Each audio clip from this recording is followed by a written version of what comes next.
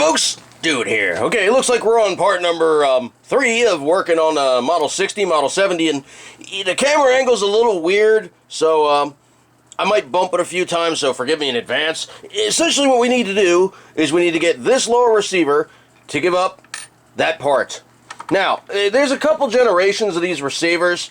On the newer guns, they didn't have these cross pins, and it was basically just a cutout, so it slipped in and there was a pin. Let me see if I can better visualize this for you.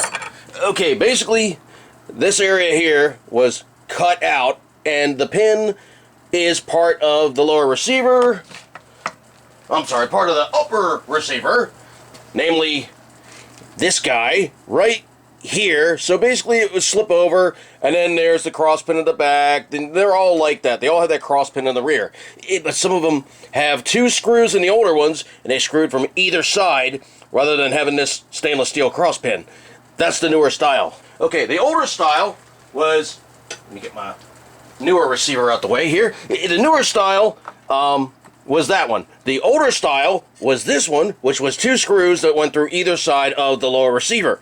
Now, also, there was conversely 2 ways of retaining the sear trip / disconnector rod. Okay, this was the easy one because it has the E-clip. Here's the newer one. Yeah, can you see it? Well, let me get the right direction here. Can you see it? Yeah, it's versus E-clip versus stamped in. Now, how do you get the stamped in one out of there? Okay, well, you do have some cross pins. You do have a pin that basically the springs reside upon and what they actuate off of. Let's get this out of there. I mean, it's not that hard, but it does take some work because we need to get this out. Alright, so now normally what I'll do is I'll get a block. Very, you notice I've drilled it once. You notice these things are eminently handy. They are absolutely great shiznit. You should have one. Get these to like your Harbor Freight. Oh hell, man, you can find these just about anywhere. Okay, now does it fit exactly? No, not quite, but it'll fit close enough that it allows you to do something that, well, you need to do. Okay, so, for illustration purposes, basically what you want to do is, you wish to, let me zoom in a little here, you wish to remove the pin. Okay, now, typically what I'll do is I'll start out and I'll center punch it. So, let me see if my center punch is feeling charitable. Why, yes it is. Okay, so typically I will center punch this. Alright, it's not having a good hair day. Translation, it's a cheap piece of crap.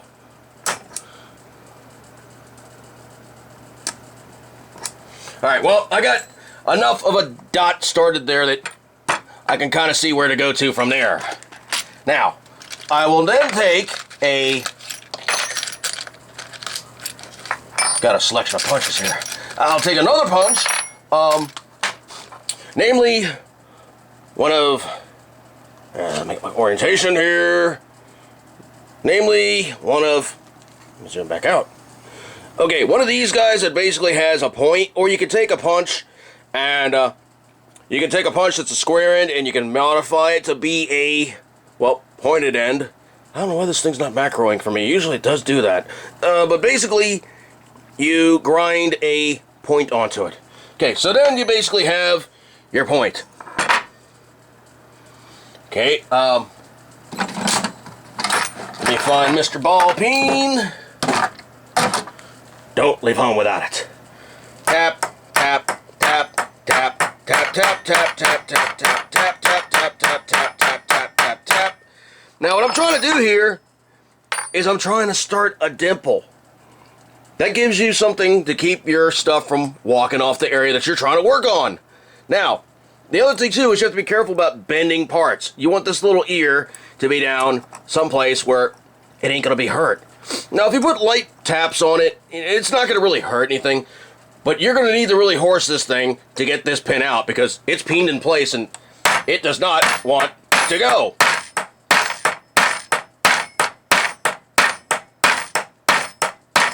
Now, by doing this, I'm displacing metal. And if you get very, very lucky, and I do mean very, very lucky,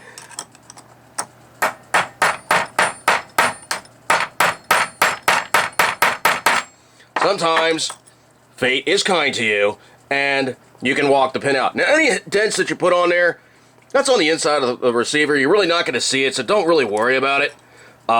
But you are going to need to get the pin out of there. So, let me find a corresponding hole that wants to be charitable, and see if I can't get this puppy out of there. Boom. Just that simple. And the other thing, too, was I was actually wailing on it pretty good. These pins are actually pretty soft. You can see how much I actually deformed it. Chuck it in the drill, give it 2 seconds with a file, and it's fixed. It's really not going to be anything major because it really is just a locating pin, and it doesn't really walk out that hard. Now, you probably also want to chase this off and get it a little smoother. And we also have our part out of there. And if you look at the receiver, you can see this hole. Well, it really doesn't have a whole hell of a lot of purchase. Now, here's what else I do. Okay, going over here to Mr. Drill Press. I cheat. I sometimes, well, I hang my Dremel with the flexible cable off of my drill press. It's called utilization of stuff that you got. So, well, you're not really wasting a lot of time playing with stuff that you don't. Okay, now, back over here on camera. Okay, I'm just going to take this guy and I'm just going to chuck it into a drill real quick. And hopefully everything lines up and wants to work with me. It's not the best vise. I mean, it's actually a piece of crap, but I got it, so I use it. Okay, now, conversely, let's see. Mr. Drill Bits. Mr. Drill Bits. Is that a decent one? Yeah, I think that'll work for the moment. That'll work for all intended purposes. Okay, so let me get my drill press set up here. Give me 1 second. I really should have probably set this up and, well, had you guys just looking upon it so I can, well, do everything in one fell swoop. Okay, so now cranking our camera over and zooming onto the subject matter.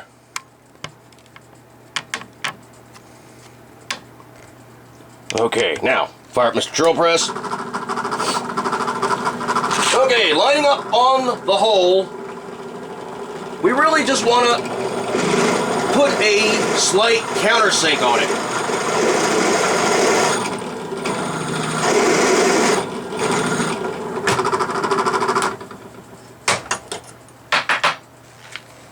Just a slight countersink, so let me zoom back out again and get myself back on target.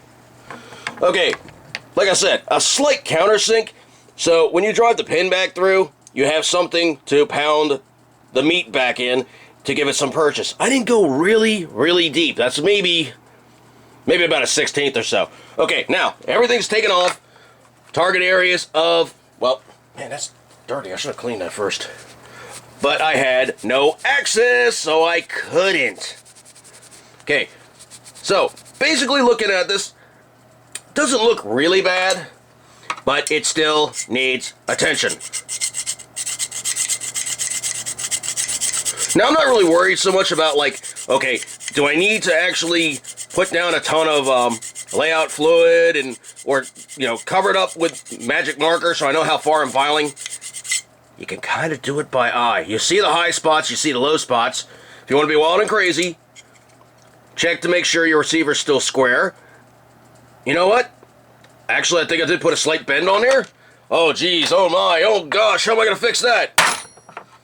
Just pretty much that easy. You got to remember, this is basically mild steel. Yeah, it does have a very, very slight bend on it still, but it's easily addressed. Get yourself, you know, some mandrel. Area that you were just banging on is going to be the area where it did bend. You know for a fact this is straight. You can cheat a straight edge. If you got a straight edge, that works too. Okay, so that's pretty close to straight. I can work with that. Okay, so receiver still needs some additional attention. and it's going to get the areas filed that it's going to need. All right, I don't want to spend too much time on this because I'm already 10 minutes in. Okay, so basically, you got this area you need to pay attention to. Of course, you need to file all the areas that everything's going to be riding upon. You want that smooth. Backside of your disconnector, and of course, your sear trip you want smooth. So pretty much you can just take this guy, and it's really not that rough to begin with, and you can just lay it down and file the snot out of it, and you're done. Now, I usually do some modifications on these guys. It's kind of cool. Okay, that's your standard one. All the same, nothing crazy. All right, I usually go on the backside, and I remove some metal. Why do I need the rest of this bearing surface dragging stuff down? Take it out. So, file off the areas that don't need to contact anything. Got a nice big contact pad here. Get that nice and pretty because it's going to be a contact area. Get that filed out of there because it doesn't need to be there. It's just an area that's going to be dragging stuff. You see, I've actually knocked out probably about 60% of the contact area. Doesn't need to be there. Get it out of there. Okay, also, on the trigger, this is one of those things they put in there that really just doesn't need to be. See the spring that's right in about here? If you take this pin and you drive it out from, usually I think it's going to be right to left. I don't know. Try it one way. If it doesn't really want to go, turn it over. Just like taps. It should walk out pretty easy. Walk that pin out. Take that spring out. Then, essentially, you've removed about, I'm going to say about a pound or so, maybe about a pound and a half, if that. But it's pounds you don't need. Get them out of there. Okay, now, you've removed the trigger. What do? Well, you file it so it fits. I'm going to move the safety on so it doesn't flop around again. Okay, remove all this metal that gets out of the way. I don't like serrated triggers. That's the first thing that goes. Okay, with the trigger out of there, you got tons of room. Now, here's the other thing. Do you need tons of contact area for something that's just going to be pushing? Not really. You start out with this. That's what I wind up with. I thin this down by about, probably about a quarter. Also, I file, finish, pretty up, get that nice and smooth, the contact area that's going to be on the transfer bar. You don't need rough surfaces grinding on rough surfaces. Okay, next video, I'm going to show you how, basically how to work on the sear and the hammer, but, let's work on this receiver a little bit more. I mean, I got some time to play with. So, basically, any contact area you want to have as smooth as possible. More smooth equals better feel. More feel, better feel equals less trigger pressure to make the gun fire. Now, there's not a lot of room to work in here because you got the pins in the way, but I guarantee you your time will be rewarded, to quote Alton Brown, or your effort will be rewarded. Okay, now you can see also all these smooth patches I'm making. The file is almost starting to float now because it really doesn't have a lot of meat left to grab. I'm using the double side. Now I'm going to use the single cut side. It's almost skating off of this stuff because there's so little resistance and it's so nice and smooth now. I'm removing machining marks now. I'm removing tooling marks because I played machine. And I've maybe done this for, maybe about 3 minutes in total. Let's keep working this for a little bit, see how it looks when I'm done. And I'm just using just a file. I'm not using sandpaper. You see me doing this real time, and I'm just using a bastard. That would be a single cut file. Chasing it down afterwards. I'm sorry, using a double cut, which would be a mill bastard, and chase it down with a bastard, which would be a single cut. Okay, so I got the mill bastard, really took off the maximum amount of meat, went over to the bastard. And you can feel these things where they got contact area and you need to work on. Alright, I'm almost running out of time here, so let me just finish up and stop battling.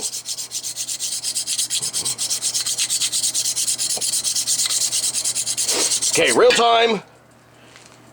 Real time, you see how pretty that got using one file with a double cut side, single cut side. I'm going to keep working on this. By the time we come back around, I'll show you how it looks when we're done. All right, folks, this is going to be part number 3 of working on the Marlin 6070s and tuning them up. Good times.